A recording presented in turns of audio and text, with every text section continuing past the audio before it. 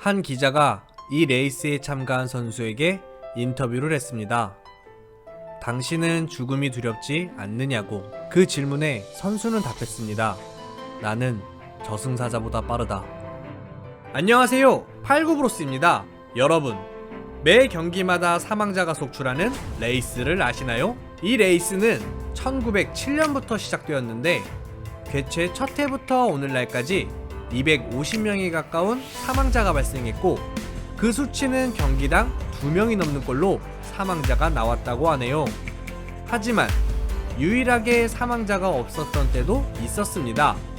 1차 세계대전과 2차 세계대전 당시 경기가 취소되었을 때와 2001년 대회 장소에서 구제역이 발생하는 바람에 부득이하게 개최를 하지 못했을 때죠.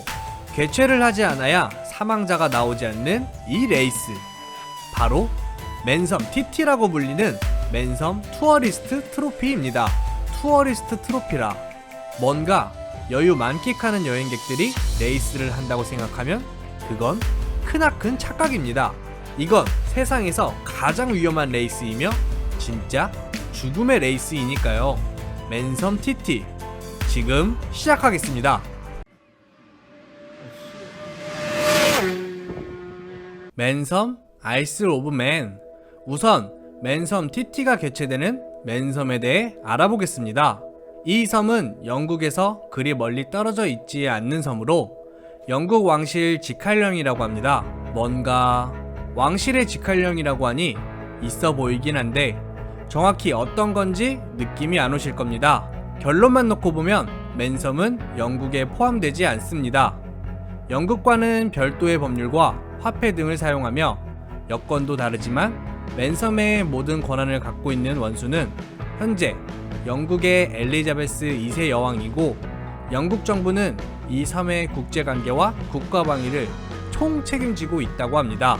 여튼 맨섬 TT 레이스는 이 섬의 스나펠 마운틴 코스라 불리는 60.725km의 장대한 코스를 도는 모터사이클 레이스입니다. 이 코스는 219개의 코너가 있으며 섬 특성상 410m의 고저차가 있는데 최상위 클래스들의 경기는 이러한 코스를 6바퀴나 돈다고 합니다. 또한 이 코스는 제주도 같은 섬처럼 그냥 섬 사람들이 사용하는 공공도로로 정식 서킷이라고 할 수 없는데요. 이 섬의 몇몇 구역을 제외하면 속도 제한이 없어서 경기 중 최고 속도는 320km가 넘고, 더 놀라운 것은 2018년 우승자 피터 힉맨의 평균 속도도 217km로 60km의 코스를 16분 42초 만에 주파한 사실입니다. 경기를 마칠 때의 기록을 보자면 피터 힉맨 선수는 360km가 넘는 이 코스를 1시간 43분 만에 완주한 것이죠. 뭔가 쉽게 이해를 돕자면 서울에서 울산까지 거리를 1시간 40분 만에 갔다고 생각하시면 됩니다. 코스 공략보다는 짐승 같은 질주 본능으로 두려움을 극복. 앞서 설명한 대로 이 코스의 코너들은 220여 개인데요. 이 코너들을 정확히 숙지하고 공략하는 데만도 수년의 시간이 흐른다고 합니다. 실제로 선수들은 시뮬레이션 훈련을 하는데 코스를 숙지하는 목적도 있지만 속도에 대한 두려움을 줄이기 위해 훈련한다고도 하네요. 모터GP와 달리 선수들은 왜 이 레이스에 두려움이 클까요?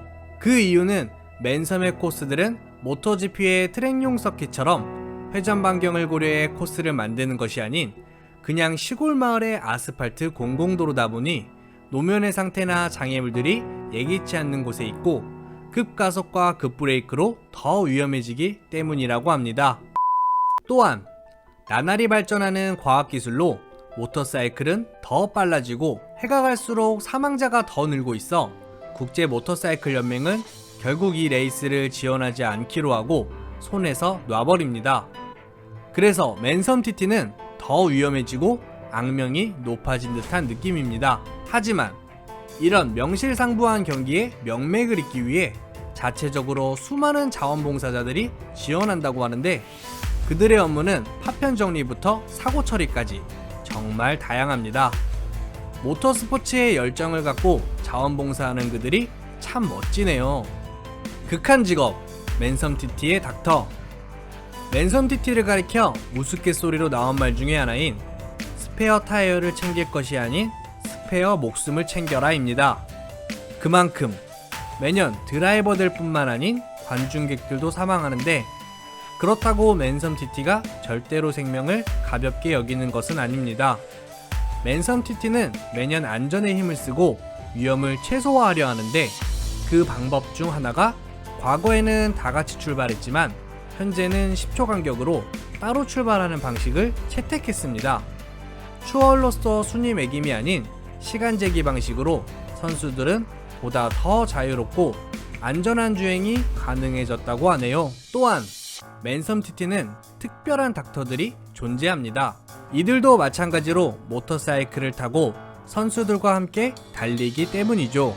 그 이유는 코스 자체가 60km가 넘는 구간이기에 즉각적인 응급처치를 하기 위함이라고 합니다. 이국종 교수님도 말씀하셨지요. 외상외과에서 가장 중요한 건 골든타임이라고. 그래서 맨섬 TT 닥터들은 응급처치 장비를 챙겨 선수들과 같이 달리며 사고 발생 시 신속하게 대응한다고 합니다. TT0, 전기바이크도 추가된 7가지 클래스, 슈퍼바이크, 슈퍼스포츠, 슈퍼스토크, 라이트웨이트, 사이드카 시니어, TT0.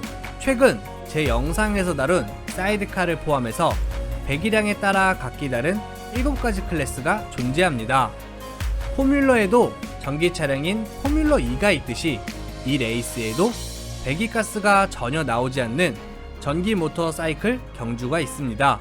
일반 바이크와 달리 전기 모터사이클은 무게가 훨씬 많이 나가지만 그 평균 주행 속도는 시속 195km로 큰 차이를 보이지 않습니다. 아마도 해가 거듭하면 거듭할수록 기존 바이크들보다 빨라지고 중량도 가벼워져 더 위험할 텐데요. 아마도 이런 것들이 맨섬 TT가 추구하는 극단적인 속도의 목표인 것 같습니다. 더 어려운 머신의 매력을 느끼며 더 빠른 속도를 감당하는 인간의 한계를 말입니다. 당신도 이 경기에 참가했을 수도 있습니다. 아마도 8, 90년대생이라면 오락실에 있던 이 게임을 기억하실 수도 있을 텐데요. 맨엑스 TT라는 이 게임은 오토바이에 앉아서 몸을 흔들어가며 경주하던 게임입니다. 실제로도 맨섬의 코스를 훌륭하게 재현해놔서 그런지 맨섬 관광협회에서 게임 개발사였던 세가 측에게 보증서도 증정했다고 하네요. 근데 저는 맨날 타임오버로 이 게임을 완주해본 기억이 없는데, 맨섬 TT라는 게임일지라도 정말 목숨이 위험한 게 뭔 줄 아시나요? 그 이유는 어릴 때 오락실에서 게임하다 걸리면 그날 엄마한테 안방에 끌려가서 뒤지게 혼났거든요. 이래나 저래나 정말 위험천만한 맨섬 TT이지 싶습니다. 오늘의 정보는 어떠셨나요? 재밌게 보셨다면 좋아요와 구독 부탁드리겠습니다. 끝.